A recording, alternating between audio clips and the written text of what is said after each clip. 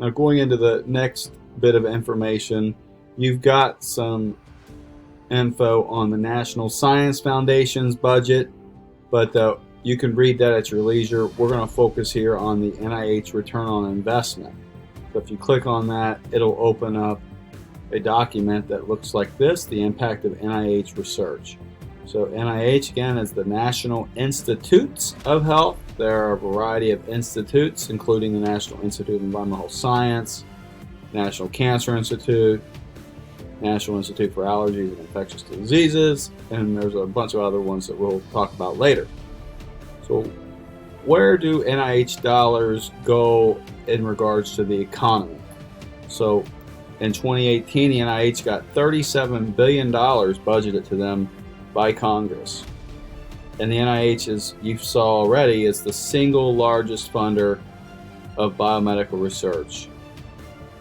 NIH generates, so they get $37 billion from Congress, and they generate $68.8 billion in economic output nationwide. You know, they support a lot of grants, over 50,000 that supported 313,000 full-time, part-time positions. They also have reason to believe, you know, you can see that here, the 68.8 billion, about the 69 billion. So 37 billion goes in, and it generates about 69 billion to our GDP. So a lot of people will say an investment in NIH is an investment in our economy. And there's a bit of information here on where NIH research truly has had a huge impact on economic growth. Not every one of these grants is going to generate necessarily an increase in our GDP, but some will increase it substantially, and some will increase it really, really, really substantially.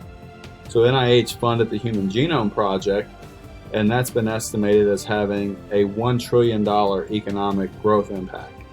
So that's a 178-fold return on NIH's investment. So, you know, that's a cost of $2 per taxpayer that generated $1 trillion of economic growth. And, you know, you can see the benefits of it throughout our society, everything from drug discovery to even Ancestry.com type stuff. All right, NIH-funded basic research also helps us get new drugs into the market. It relates to a healthier citizens and a healthier economy.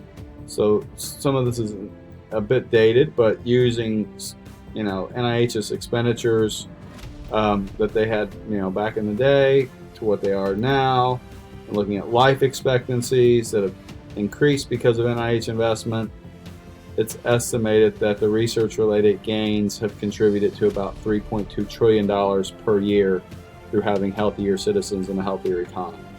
There's a tremendous amount of data that are provided here. The United States continues to be the largest funder of biomedical research worldwide. Our leadership really, really matters around the world. The U.S. produces 25.5% of the articles in the world's top 10% of the most cited journals in the world. The EU, across multiple nations, provides 32.5%, and China produces about 14% of the articles in the world's top 10% of journals. So our research is becoming more collaborative around the nation and around the world. So there's a lot going on, but overall, the U.S. continues to be the largest funder of biomedical research. Studying how that trend may proceed into the future would be something that I would imagine that if I was a Congress member, I'd be interested in whether or not we continue to be, and whether or not we're improving our lead or losing our lead, and all that's just good information to be thinking about. So you can read up on everything from how we've improved vaccinations through our dollars invested in NIH. But overall, you know, the NIH really provides a big research return on investment. You can type, you know, return. I was going to pull up the return on investment. So in this particular one, there was a return of investment of about $1 dollar gets $140. I've seen in the past that $1 invested in the NIH has generated about $7 of return. You know, they don't have that information, I don't think, on here right now. So if I were to search ROI, I'm not going to find it, but it used to be on there. So the NIH, they really use those dollars to improve our economy and improve our health. And our health really is what drives our economy the most. So it's important to kind of look at that information.